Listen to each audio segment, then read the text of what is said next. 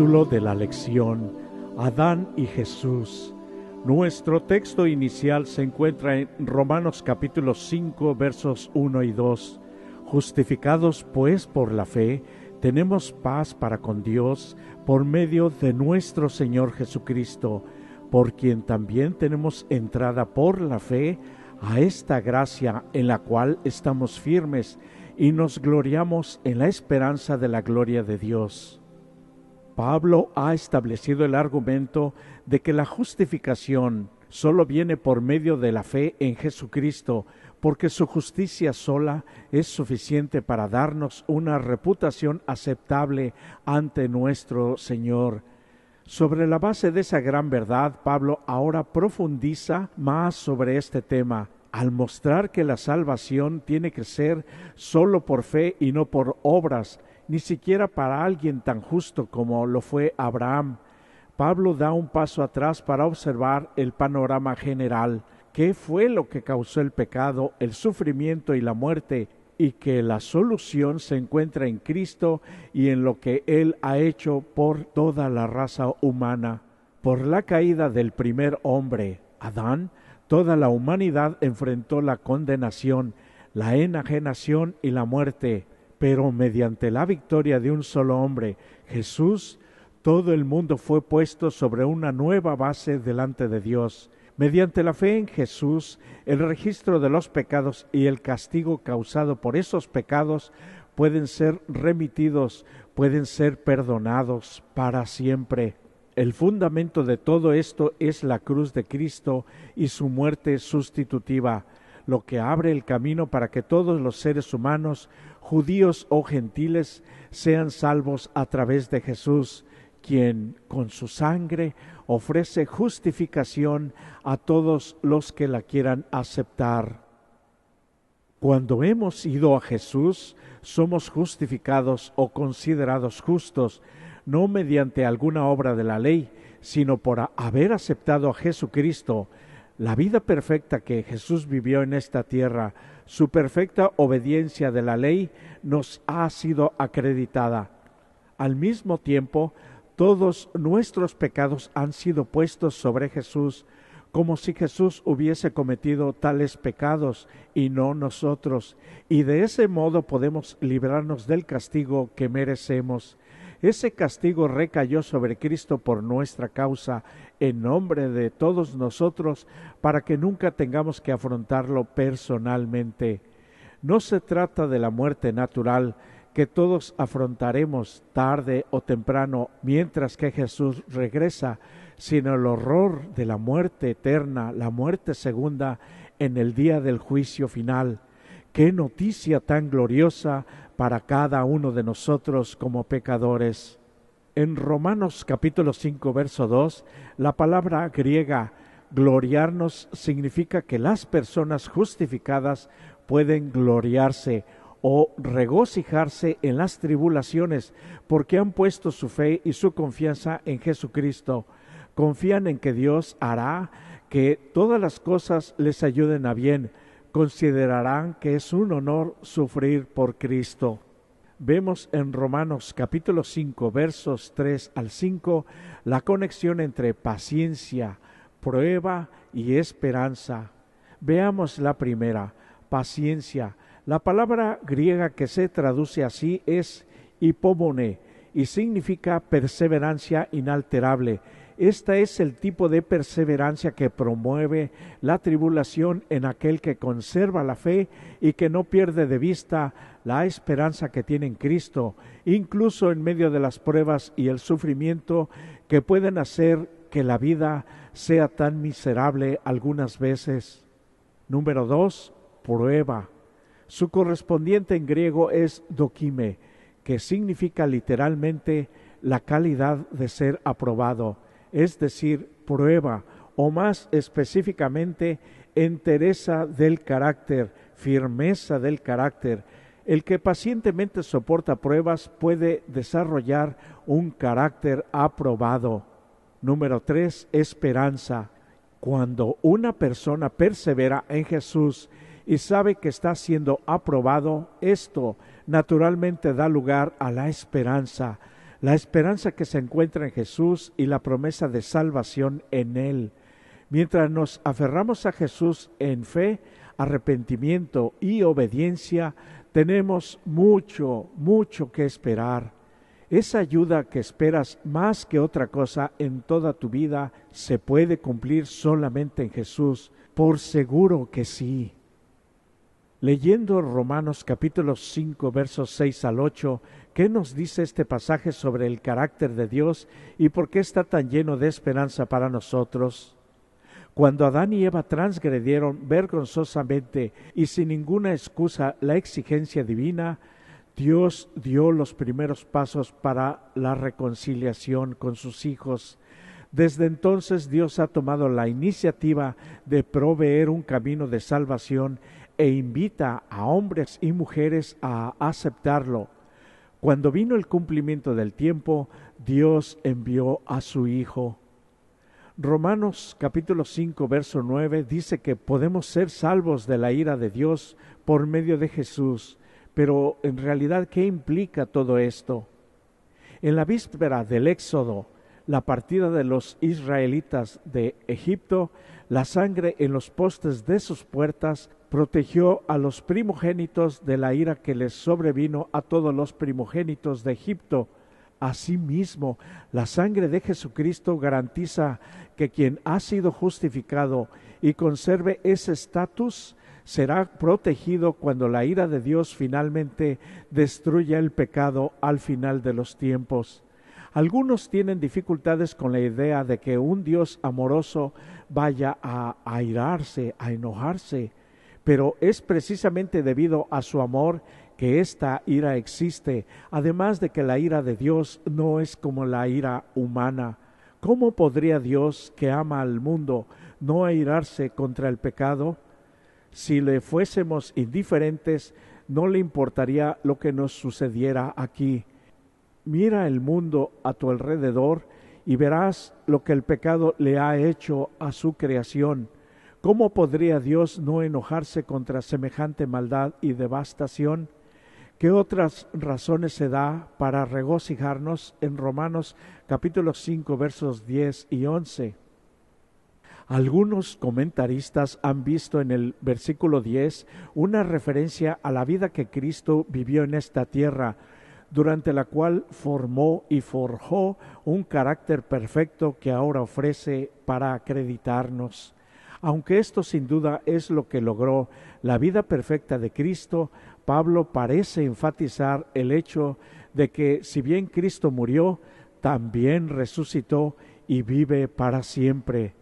Porque Él vive, nosotros somos salvos. Si se hubiese quedado en la tumba, nuestras esperanzas habrían muerto con Él. En el versículo 11 continúa enumerando las razones que tenemos para regocijarnos en el Señor, y eso se debe a lo que Jesús consiguió para nuestro beneficio. La muerte es un enemigo, el peor de todos.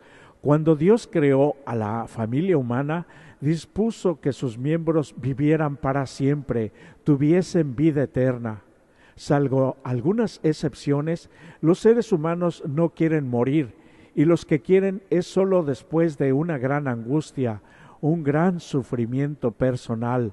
La muerte va en contra de nuestra naturaleza más básica, y esto es porque desde el principio fuimos creados para vivir para siempre. La muerte siempre deberá ser extraña. Algunos comentaristas tienen diferencias en cuanto a la manera en que el pecado de Adán fue transmitido a su descendencia, nosotros. Los descendientes de Adán compartieron la culpa del pecado de Adán o son culpables ante Dios por sus propios pecados. Se ha intentado obtener una respuesta a esa pregunta a partir de este versículo, pero ese no es el tema en el cual Pablo aborda aquí.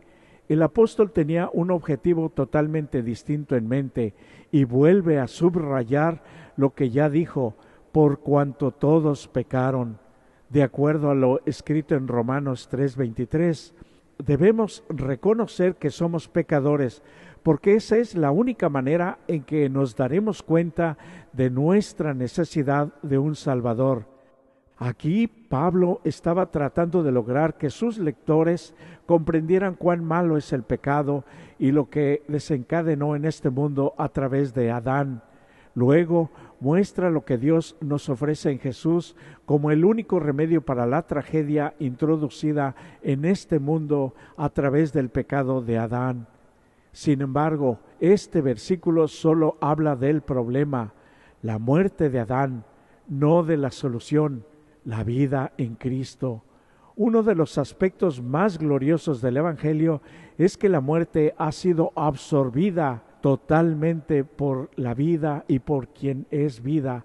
Jesús pasó por los portales de la tumba y rompió las cadenas, las ataduras, y nos dice: yo soy el que vivo y estuve muerto, mas he aquí que vivo por los siglos de los siglos. Amén. Yo tengo las llaves de la muerte y del Hades. Como Jesús tiene las llaves, el enemigo ya no puede retener a sus víctimas en la tumba. ¿Cuál ha sido tu experiencia con la realidad y la tragedia de la muerte? ¿Por qué ante un enemigo tan implacable debemos tener esperanza en algo más grande que nosotros mismos o mayor que cualquier cosa que este mundo nos ofrece? Ahora, al estudiar los versículos 13 y 14, la frase antes de la ley es paralela a la declaración desde Adán hasta Moisés. Él está hablando del tiempo en el mundo desde la creación hasta el Sinaí, antes de la introducción formal de las reglas y las leyes del sistema israelita, que por supuesto incluían los 10 mandamientos.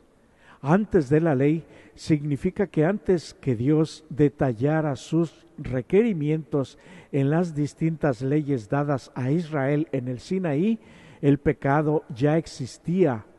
¿Cómo no? La mentira, el asesinato, el adulterio, la idolatría, ¿no eran acaso actos pecaminosos hasta entonces? Por supuesto que sí.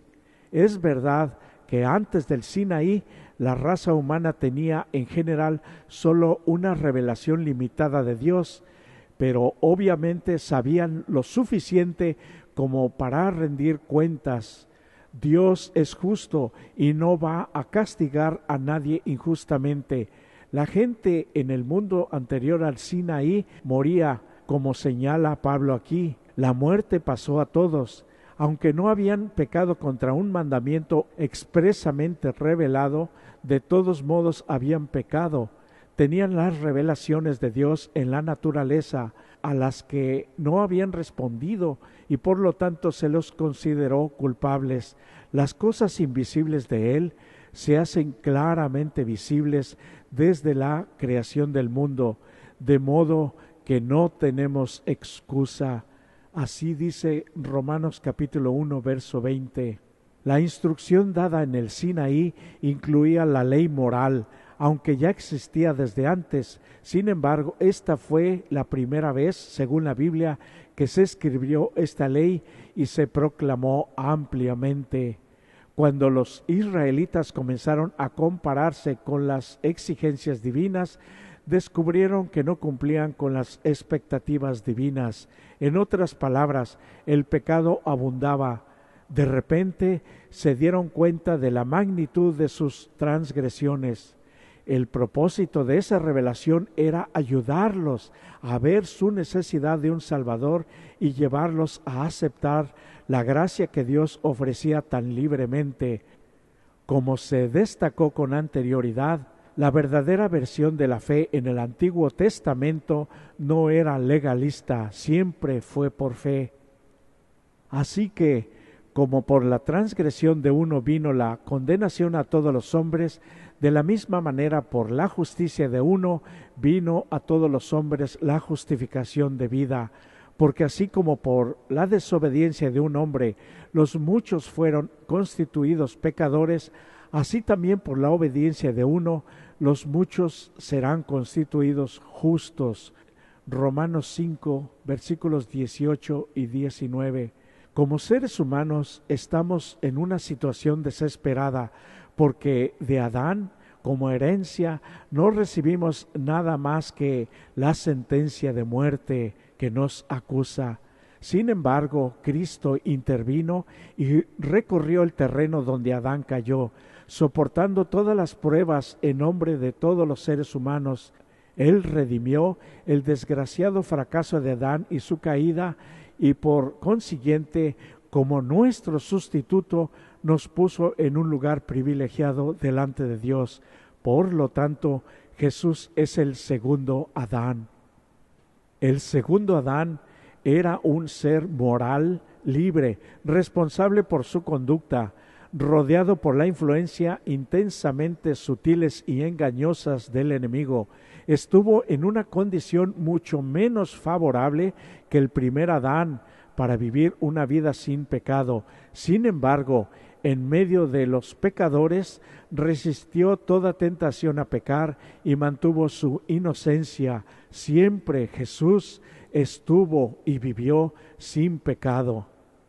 Considera estos conceptos opuestos: la muerte y la vida, desobediencia y obediencia, condenación o justificación, pecado o justicia. Jesús vino y deshizo todo lo que Adán había hecho. También es muy interesante, nos fascina que la palabra don, regalo, aparezca 5 veces en Romanos capítulo 5 versos 15 al 17. 5 veces. La razón es sencilla. Pablo enfatiza que la justificación no se gana, sino que nos llega como un regalo cuando lo aceptamos. Es algo que no merecemos. Como con todo regalo, tenemos que extender la mano y aceptarlo, y en este caso reclamamos este regalo, este don, por la fe que tenemos en Él. Muchos están engañados acerca de la condición de su comportamiento y la vida como la llevan, pensando que hacen bien, pero engañoso es el corazón, dice la Biblia. No comprenden que nuestro corazón natural es tremendamente engañoso y voluble, y más que todas las cosas, y desesperadamente impío. Pero aquellos que creen en sus buenas obras se envuelven con su propia justicia y están satisfechos con alcanzar su propia norma humana del carácter. ¡Qué gran engaño! Hay gran necesidad de que Cristo sea predicado como la única esperanza y salvación. Cuando la doctrina de la justificación por la fe fue presentada, llegó a muchos como el agua que recibe el viajero sediento por el desierto. El pensamiento de que nos es impuesta la justicia de Cristo, no debido a ningún mérito de nuestra parte, sino como una dádiva, un regalo gratuito de Dios hacia nosotros, pareció un pensamiento tan grande y tan precioso. Así como Adán se convirtió en la causa por la cual todos sus descendientes, todos los seres humanos morimos, aunque no comimos del árbol prohibido, así también Cristo se convirtió en un dispensador, en obsequiador de justicia para los que son suyos, aunque éstos no hayan obtenido ninguna justicia, porque mediante la cruz Él lo ha conseguido para todos los hombres. ¿No es esto maravilloso? La figura de la transgresión de Adán está en nosotros, porque morimos como si hubiésemos pecado como Él. La figura de Cristo también estará en nosotros, porque vivimos como si hubiésemos cumplido toda justicia como Él la cumplió. ¡Qué maravilla! ¡Qué preciosa promesa! Medita en la realidad de la muerte, en lo que nos espera, en lo que ésta hace no solamente nuestra vida, sino también el significado de la vida. Muchos escritores y filósofos han lamentado la absoluta falta de sentido de la vida porque termina en la muerte eterna. Así piensan ellos. Así como la caída de Adán impuso una naturaleza caída en todos nosotros, la victoria de Jesús es ofrecida por medio de la promesa de la vida eterna a todos los que la aceptan por fe, sin excepciones, con una provisión tan maravillosa a nuestro alcance. ¿Qué me impide o qué te impide a ti que te acerques y la reclames para ti mismo? ¿Cómo podemos ayudar a quienes tratan de entender mejor lo que Cristo ofrece y lo que ha hecho por ellos y por nosotros? No cabe duda que por eso nuestra vida transformada, justificada al haber recibido a Jesús, será el mejor testimonio, la mejor razón para que otros la acepten.